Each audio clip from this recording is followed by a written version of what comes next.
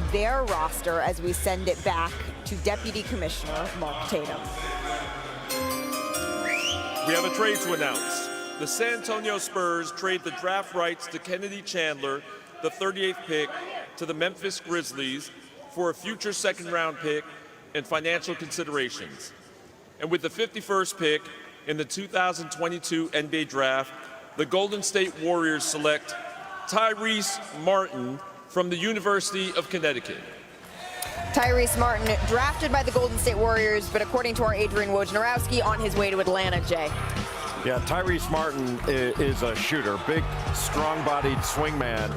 You know, he got an invite to the NBA Combine and did well there. He's a strong, explosive wing that shot 43% from three and has shown a good deal of talent in the open court. You know, he's got speed, he's got athleticism, he gets off the floor, and he rebounds the ball as a 6'6" wing. Averaged about 7.5 rebounds a game. And does a really good job defensively with closeouts on shooters. And once again, he is on his way to Atlanta per our Adrian Wojnarowski. We will have more from the 2022 NBA Draft after this. With their team. Well, you mentioned he's actually the 10th player to be drafted from Mega Mozart in Serbia since 2014. The next pick is in for the Boston Celtics, the Eastern Conference representatives. Let's get it back to the podium and Mark Tatum. With the 53rd pick in the 2022 NBA Draft, the Boston Celtics select J.D. Davison from the University of Alabama.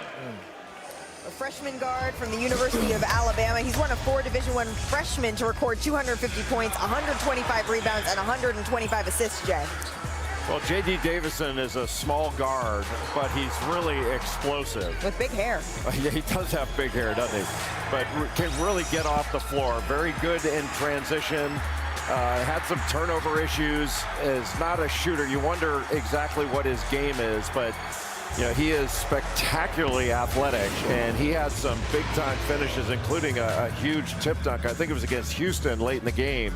But he is athletically just off the charts, just a small guard. Well, you can see where we stand. The Wizards are picking next. But when we return, the Golden State Warriors, they have some interesting questions, particularly around the luxury tax that they're going to need to answer. That's next when we return.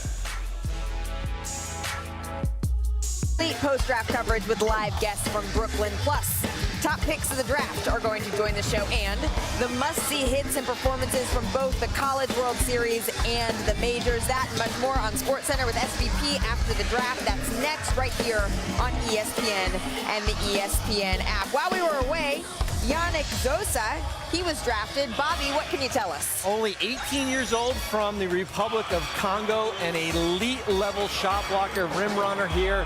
Averaged a disappointing 10.4 minutes per game last year. It's another one of these players, Malika, that we are probably not going to see for a few years. This is a stash pick based on his age and in his development. Bobby, thank you so much. So that's Yannick Zosa. I do want to check out, though, tonight's Keys to Success. They are brought to you by Kia.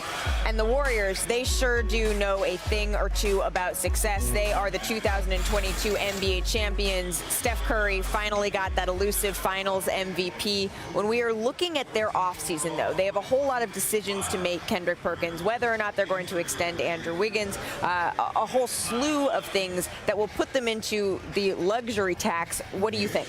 You know, one thing about the Warriors and their front office, right? They never panic, because when you have Clay, Steph, and Draymond, it's almost like you could do a plug and replace. That don't mean that you take players for granted, but those three are so good that you could go out there and find someone to come in and fit right on in, that, you know, you don't have to, you know, just be in a panic to pay somebody. But I will say this, it's going to be interesting to see who's going to do the sacrificing on their team.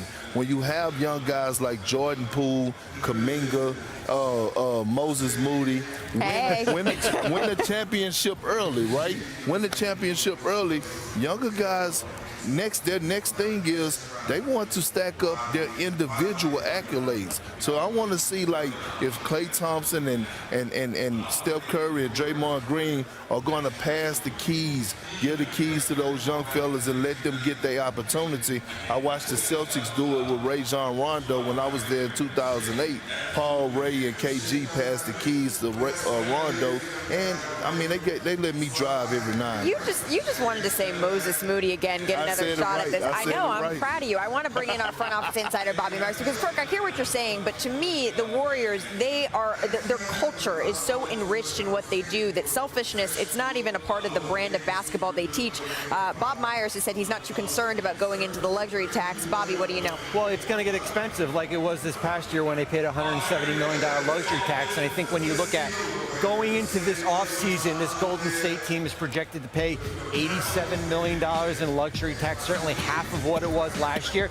But they have two key free agents in Gary Payton and Kevon Looney. If you pay each player $8 million apiece, let's say in a projected, that number is going to jump to $200 million. So it's going to cost you an extra $113 million just to keep both players here. But if you have a championship roster, you're willing to pay that price. And as you mentioned, Jordan Poole and Andrew Wiggins extension eligible this offseason. But I want to give this Warriors front office credit. And we talk about the luxury tax all the time, but they have 8 players on this roster that they've drafted in the last, starting with Steph Curry and Draymond Green, and they deserve a lot of credit for building this out the right way. Absolutely. Andrew Wiggins, Klay Thompson, Draymond Green as of August 3rd, and Jordan Poole for his rookie extension, all in some way, shape, or form extension eligible. We will have starts then, right? And then I didn't know. I know a lot of people that got drafted in the lottery and in the first round, and look, they didn't make it. So it's about having the opportunity and embracing the opportunity and going in there and proving yourself. He joined us on NBA Today to declare for the draft, and he said that what he cares about at the end of the day is winning, and sometimes that fuel to prove people wrong is all you need. Well, the next pick is in, so let's send it back to the podium once again. With the 38th pick in the 2022 NBA Draft, the San Antonio Spurs select Kennedy Chandler from the University of Tennessee. Kennedy Chandler, he had a whopping 74 steals, the third most by an SEC freshman since '92, Jay. Yeah, he led Tennessee in scoring, assists, and you mentioned it, in steals. He was the SEC tournament MVP. He's small. He's only 6 feet tall, but he's got long arms, gets a lot of deflections, over 2 steals per game. What really impressed me was in the month of March, he shot 57% from 3. Really good in pick and roll situations. I remember him torching Colorado on the road in pick and rolls, and averages just about 5 assists per game. It has a 41-inch vertical to go with that 6'5" wingspan. But he had 4 games with 5 steals or more, including a high of 7. So he can impact the game on the defensive end. Well, you said that he's small, but look, his watch party is not. That's back in Memphis, Tennessee, where he is hosting his friends, his family, to share this special moment with him. You can see it there. He's a little bit of a soft-spoken guy, but this is his moment, and he wanted to make sure